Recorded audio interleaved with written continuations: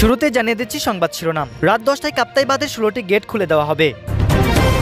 সাবেক বিচারপতি মানিককে আদালতে জুতা ও ডিম নিক্ষেপ। দ্রুত নির্বাচনের রুটম্যাপ প্রকাশের দাবি বিএনপির। মুন্সিগঞ্জে বিপদসীমার উপরে মেঘনার পানি, প্রস্তুত আশ্রয়কেন্দ্র। পাকিস্তানের বিপক্ষে সর্বোচ্চ সংগ্রহ, প্রথম ইনিংসে 117 রানের লিড বাংলাদেশের। শুনছিলেন সংবাদ শিরোনাম, এখন বিস্তারিত। রাত 10টায় কাপ্তাই বাঁধের 16টি গেট খুলে দেওয়া হবে। পানি বৃদ্ধি পাওয়ায় আজ শনিবার 24শে আগস্ট রাত 10টায় কাপ্তাই বাঁধের 16টি জলকপাট খুলে দেওয়া হবে। এই 16টি গেট দিয়ে 6 ইঞ্চি করে পানি ছাড়া হবে, যা কর্ণফুলী নদীতে গিয়ে পড়বে। শনিবার বিষয়টি নিশ্চিত করেছেন কাপ্তাই জল বিদ্যুৎ কেন্দ্র কর্তৃপক্ষ ও রাঙ্গামাটি জেলা প্রশাসক।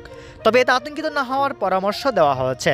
জেলা প্রশাসক মোশাররফ হোসেন খান জানান, গেট খুলে দেওয়ার পরে এতে 9000 CFS পানি নিষ্কাশন হবে।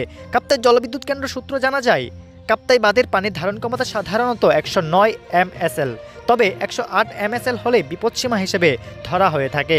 শনিবার বিকাল 4টা পর্যন্ত কাপ্তাই হ্রদে 107.70 MSL পানি পর্যন্ত হয়েছে, যা রাতের মধ্যে 108 অতিক্রম করবে। তাই রাত 10টার দিকে পানি ছাড়ার সিদ্ধান্ত নেওয়া হয়েছে।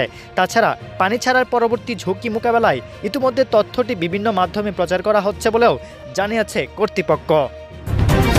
সাবেক বিচারপতি মানিককে আদালতে জুতা ও ডিম নিক্ষেপ। সুপ্রিম কোর্টের আপিল বিভাগের সাবেক বিচারপতি AHM শামসুদ্দিন চৌধুরী মানিককে আদালতে নেওয়ার সময় জুতা ও ডিম নিক্ষেপের ঘটনা ঘটেছে। শনিবার 24শে আগস্ট বিকাল 4টা 10 সিলেটের জুডিশিয়াল ম্যাজিস্ট্রেট 1 আলমগীর হোসেনের আদালতে তাকে তোলার পথে এই ঘটনা ঘটে। প্রত্যক্ষদর্শীরা জানান, সাবেক বিচারপতি মানিককে আদালতে তোলার সময় অনেকে তার দিকে ডিম ও জুতা নিক্ষেপ করেছেন। এ সময় কয়েকজন হামলার চেষ্টাও চালিয়েছেন। পরে কঠোর নিরাপত্তা দিয়ে তাকে আদালতে নিয়ে যায় পুলিশ।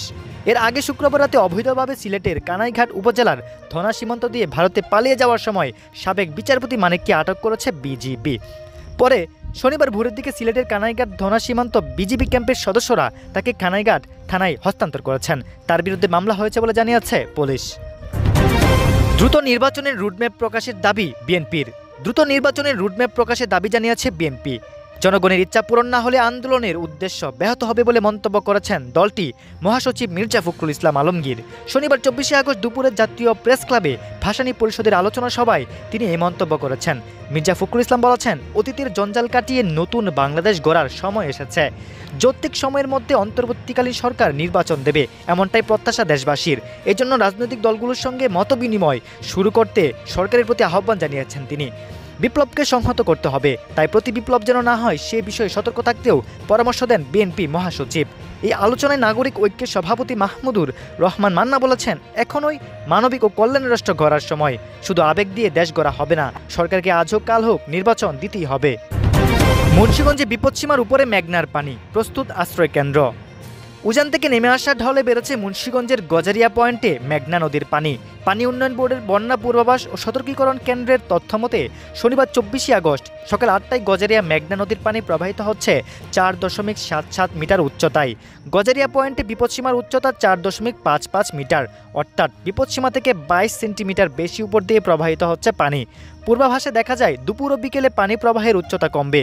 দুপুর 3টায় বিপদসীমার মাত্র 4 সেন্টিমিটার উপর দিয়ে প্রবাহিত হবে পানি, তবে সন্ধ্যায় আরও বাড়বে পানির ঢল। সন্ধ্যা 7টায় পানি প্রবাহিত হবে বিপদসীমার 30 সেন্টিমিটার উপরে। পাকিস্তানের বিপক্ষে সর্বোচ্চ সংগ্রহ, প্রথম ইনিংসে 117 রানের লিড বাংলাদেশের। রাওয়ালপিন্ডি টেস্টে স্বাগতিক পাকিস্তানের প্রথম ইনিংসে গড়া 448 রানের বিপরীতে ব্যাট করে 565 রানে নিজেদের প্রথম ইনিংস শেষ করেছে বাংলাদেশ। এতে 117 রানের লিড নিয়েছে টাইগাররা। দলের পক্ষে সর্বোচ্চ 191 রান এসেছে মুশফিকুর রহিমের ব্যাটে। মাত্র 9 রানের জন্য ক্যারিয়ারে চতুর্থ ডাবল সেঞ্চুরি মিস করেছেন মিস্টার ডিপেন্ডেবল। এছাড়া 2 জোড়া অর্ধশতকের দেখা পেয়েছে বাংলাদেশের ব্যাটাররা। সাদমান ইসলামের 93, মেহেদী হাসান মিরাজের 77 ও লিটন দাসের 56 রানের পাশাপাশি 50 রান আসে মুমিনুল হকের ব্যাটে। টেস্টে সর্বোচ্চ রানের তালিকায় টাইগারদের তৃতীয় সর্বোচ্চ এটি। 2013 সালে গলে শ্রীলঙ্কার বিপক্ষে করা 638 রানে রয়েছে শীর্ষে। 2017 সালে ওয়েলিংটনে নিউজিল্যান্ডের বিপক্ষে 8 উইকেটে 595 রানের ইনিংস দুবাইয়ে। স্বাগতিকদের পক্ষে 3টি করে উইকেট তুলে নেন পেসার নাসিম শাহ। এছাড়া 2টি করে উইকেট পান শাহিন শাহ আফ্রিদি, খুররম শাহজাদ ও মোহাম্মদ আলী। 1টি করে উইকেট তুলে নেন সাইম আইয়ুব।